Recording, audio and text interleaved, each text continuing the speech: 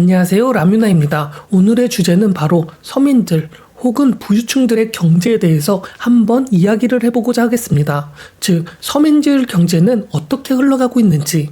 부유층들의 경제는 어떻게 흘러가고 있는지 우리나라뿐만 아니라 미국 등 전 세계적으로 한번 알아보고자 이렇게 영상을 제작해 보았으니 관심 가지고 끝까지 영상을 시청해 주시면 감사하겠으며, 영상 시청하기 전 라뮤나 구독과 좋아요 꼭 부탁드리겠으며, 라뮤나가 이번부터 구독 서비스와 유료 댓글 서비스를 하게 되었으니 영상이 도움이 되셨거나 라뮤나에게 커피라도 사주고 싶으시다면 많은 이용 부탁드리겠습니다. 그러면 지루하지 않도록 바로 영상 이어가 보도록 하겠습니다. 이 영상을 시청하고 계신 분들은 지금 경제가 어떻게 흘러가고 있다고 생각을 하고 계실까요? 우리나라의 경제는 지금 좋은 상황일까요?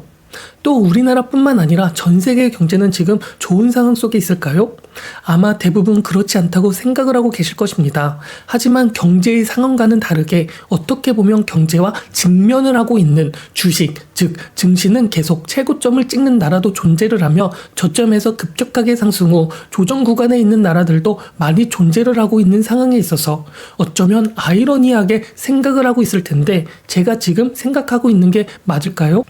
즉, 지금 증시는 코로나 이후에 M2 통화량, 즉 증시의 시중에 돈을 역대급으로 엄청나게 풀게 되어버리면서 스마트머니로 돈이 시장에 돌아다니고 있는 것이 아니 돈이 멍청하게 돌아다니고 있으며, 이에 어떤 면에서 본다면 광적으로 여기가 좋다고 하면 여기에 달라붙고 저기에 좋다면 저기에 달라붙고, 이러한 식으로 오로지 수익률의 관점에서 시장에 돈이 돌아다니고 있다고 해석을 할 수도 있습니다. 이렇게 되어버리니 당연히 실질적인 경제와는 무관하게 증시는 계속 오르는 상황도 펼쳐졌으며, 이러한 것들을 어쩌면 AI라는 지금 가장 핫한 이슈에 있는 곳에 돈의 쏠림이 오게 되어버리면서 지표도 나라의 경제가 좋다는 듯 착각하는 수치를 기록을 하고 있기도 하며, 어느 정도 투자자들에게 혼란의 윤석을 주고 있는 시장을 유도하고 있기도 하고 있습니다. 하지만 이러한 상황이 끝까지 될 것인가를 볼 때에는 아마 그렇지 않고, 이러한 멍청한 돈은 어느 순간 흡수가 되어 스마트머니로 남게 되면서 조금은 쉬는 타이밍을 가지는 상황이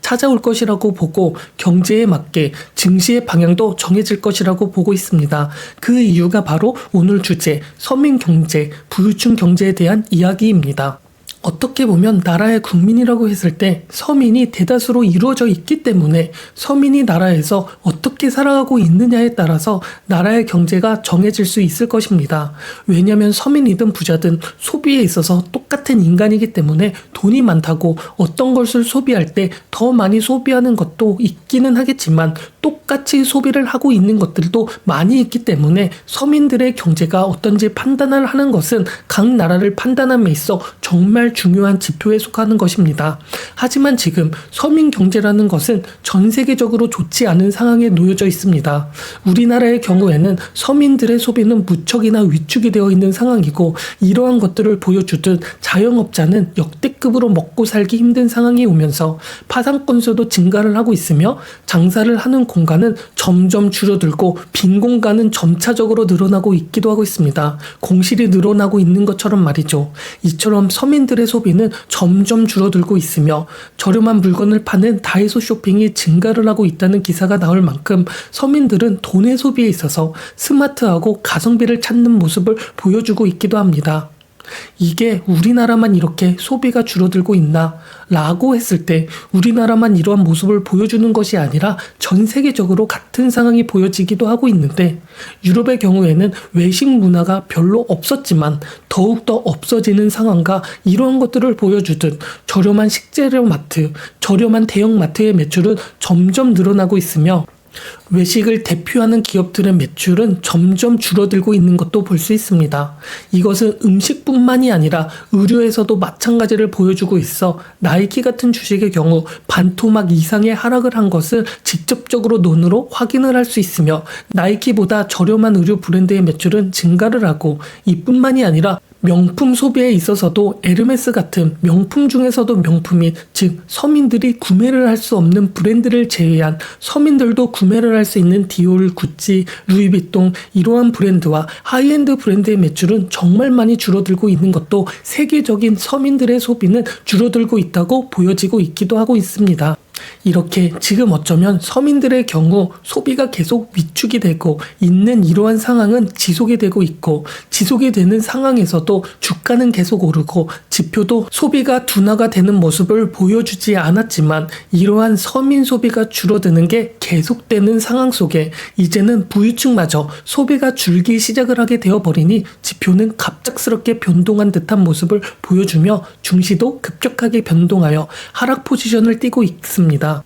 이러한 저소득층의 소비, 부유층의 소비, 이러한 것들을 디테일하게 볼 필요가 있는데, 일단 미국의 경우 상위 10%가 미국 전체 소비의 약 절반 이상을 차지할 만큼 미국이라는 나라는 내수의 소비로 경제 GDP를 올리고 있는 나라이기도 하지만, 서민 소비만 감소하는 게 아니라 부유층의 소비도 이제는 감소하게 되어버리면서 직접적으로 주가에 영향을 끼치고 있으며, 또 미국의 경우 상위 10%가 가구 순자산 중 주식 비중 30% 이상 차지하고 있었기 때문에 지난해까지만 하여도 주식이 급격하게 오르며 양극화를 더 크게 만들면서, 이러한 부의 효과로 인하여 부유층들은 소비를 하면서 소비 지출로 인하여 성장률이 전체 GDP의 1%까지 만들기도 하였고, 코로나 이후 돈이 정말 역대급으로 풀어버리면서 미국의 고소득층 소비는 4년간에 60%가 급등하기도 하면서, 이러한 현 상황이 펼쳐지면서 주식은 고점을 향하여 달려가고 있기는 하였지만,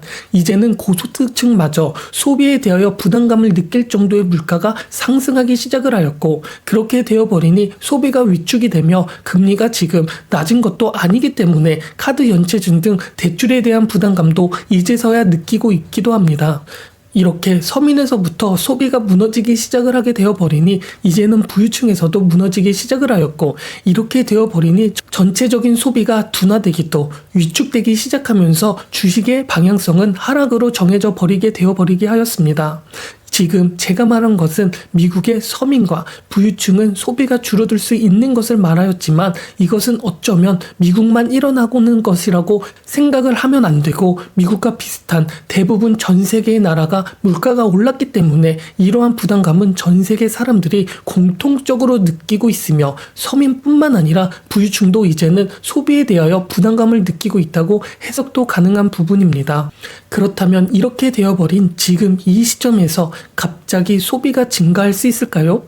라고 한다면, 서민층은 이전부터 계속적으로 소비가 위축이 되고 있는 이러한 상황에 돈이 풀렸고, 그렇게 되면 자산은 상승이 되면서 이러한 것들이 당연히 양극화로 인하여 부유층은 더 많은 자산을 축적하게 되어버리면서, 서민이 소비가 줄어들었다고 하더라도 부유층에서 소비에 대한 부담감이 상대적으로 적어 계속적으로 소비가 늘어나 좋은 지표와 좋은 경제 상황을 만들 수 있었지만, 지금은 부유층까지 부담감을 느끼고 있는 상황까지 오게 되어버리면서 갑작스럽게 소비가 증가하게 될 가능성은 정말 희박하다고 보면 좋을 것입니다. 또 이것을 투자자의 입장에서 주식과 비교하면서 소비의 사이클, 패턴을 본다면 주식도 많이 오른 상황에서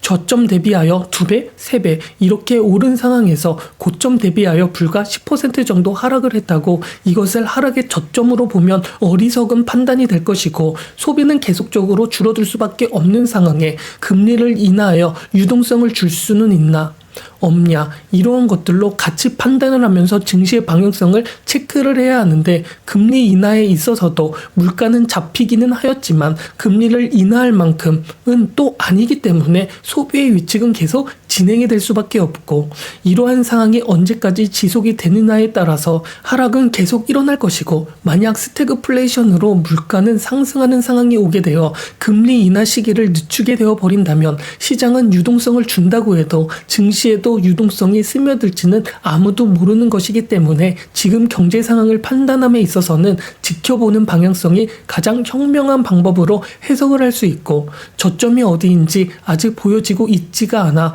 하락폭이 커질 수도, 반등이 일어날 수도 있기 때문에 완벽한 상황이 되면 그때 다시 투자를 해도 늦는 상황이 아니게 될 것이기 때문에, 지금은 경제가 조금 관심을 가지면서 모니터링을 할 필요가 있는 상황이라고 보고 있습니다. 그러니까 지금의 경우 저점이 계속되고 하락이 계속됐다고 이제 반등을 할 거야, 이러한 생각으로 저점 매수라는 생각으로 매수를 하는 것보다는 조금 지켜보는 것도 좋은 판단이 될 수 있으니 꼭 명심을 했으면 좋겠습니다.